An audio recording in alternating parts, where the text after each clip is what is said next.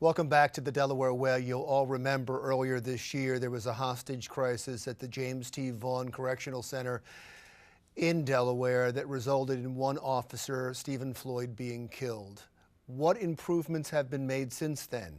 Right after the hostage crisis, we had Geoff Klopp, who was the president of the Correctional Officers Association of Delaware, and I will say that you seemed angry at the time, and it sounds like after the report is out, you have a right to be. Have the corrections to the correction facility been made to your approval? Well, the changes that need to be made haven't been made, but I want to be clear, that the governor is working very hard, and we're trying to get there as quickly as we can, but I feel we could have made progress faster, but we are making progress, and I do feel confident that we will eventually get there, but it's just taking longer than I wish it would. One of the first steps in making changes was having a comprehensive report about the problems at the correctional facility and correctional facilities throughout the state. The report was pretty damning. Did it go far enough? In a lot of ways, the report went far enough. There are some things that are not in the report, and that's okay too. What's not in the report? Well, we have a pending criminal investigation still going on, so I really don't want to get into that. But ultimately, we have to fix middle management at the facility, and we have to get more correctional officers into the facility. What are the improvements that have been made?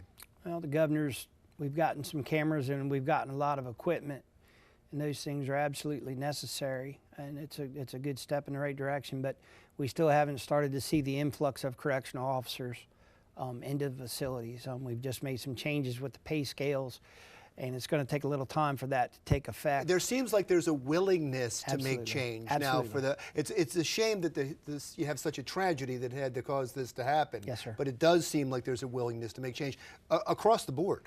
There's a tremendous willingness, and that's what keeps me going day in and day out. Is as I've watched as this has taken place, and the governor's office has really wrapped their head around this, and they understand this problem as we move forward.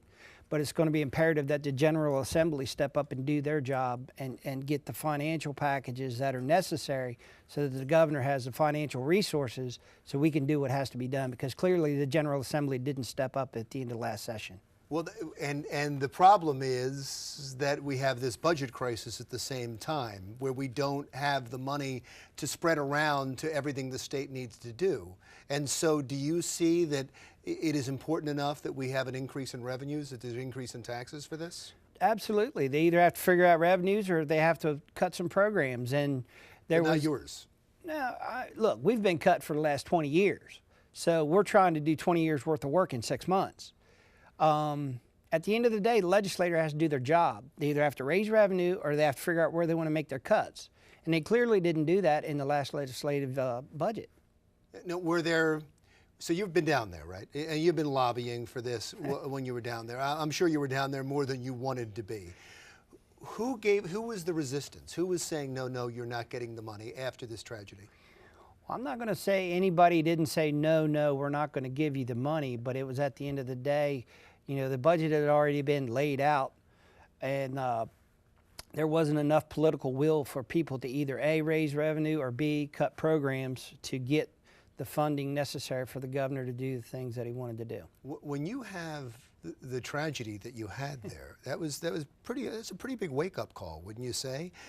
What will it if that's not enough for action in Dover, then what's going to do it? I hope that things are a little different in Dover at Legislative Hall in January. I hope that the Democrats and the Republicans can come together and do what's right for the correctional officers in the state of Delaware and other state agencies and the state of Delaware in general. But at the end of the day, if this won't do it for the Department of Corrections, then I don't think anything will. So if it doesn't happen, what do you see? Well, I think it will happen. I mean, the governor's made us a priority. So you're confident? I'm confident, yes. Yes, I'm confident in the governor. I'm frustrated with the legislators not giving the governor the tools that he needs in order to do his job effectively. Wonderful.